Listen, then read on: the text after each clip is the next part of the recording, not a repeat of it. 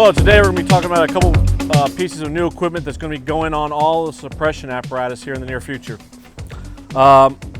Today, the discussion is going to be over the rescue throw bag. Each suppression apparatus is going to have one of these bags located on it.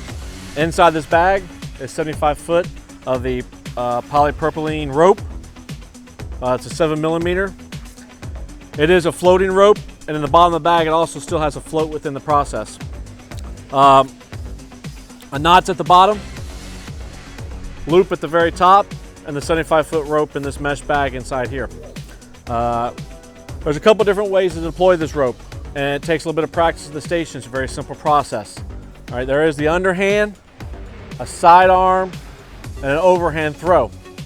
When you're going to be practicing at the station, ideally just leave the rope all inside the bag, loosen up the top strap so you can grab it. Practice this back and forth training each other, and then get a fellow firefighter out and stand. So we get nice and comfortable, feeling like we can throw it in the overhand position. Our next throw, same technique, but it's a little bit more of a sidearm. This might be comfortable for you. All right. Like I said, these are 3 different ways to throw it, so you need to determine which one's more comfortable for yourself. So the same technique and a sidearm throw to the object.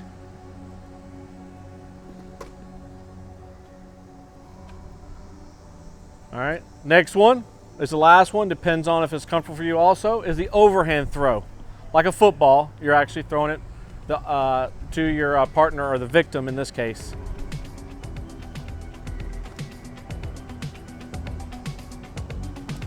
When we're getting ready to use the bag, we're going to unclip the retainer, which will take the bite, which is inside the bag, out. All right. Re-clip the retainer onto itself. This is your throwing. Loosen the bag at the throat region completely. Open the bag all the way open so it's fully open. Now with that bite, you're going to loop onto your thumb and wrap your hand 1 time. This allows, in the event that something happens, you need to release it, it will just slip off your hand and not get hung up. So now when you get ready, you're going to get your stance. All right, nice sturdy stance. You're going to aim for your target. When you're looking at your target, think about you want to aim at the target and through the target.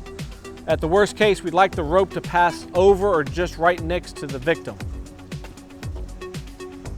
Once we get to the victim, we're going to make our stance and begin an overhand pull and draw the victim directly to the land.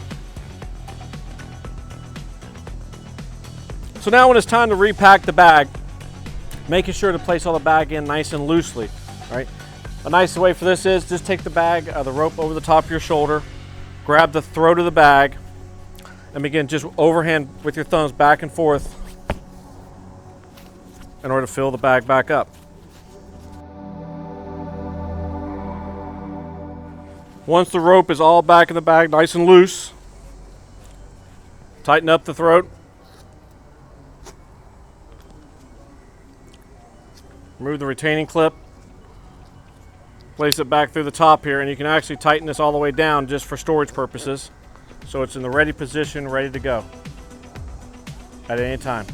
Once again, it's 75 foot long. It is a floating rope. The float's in the bottom of it. The knot on the bottom has no purpose for grabbing, so don't be utilizing this. We're using the top when we're actually grabbing to throw. That's where it's going to be feeding out.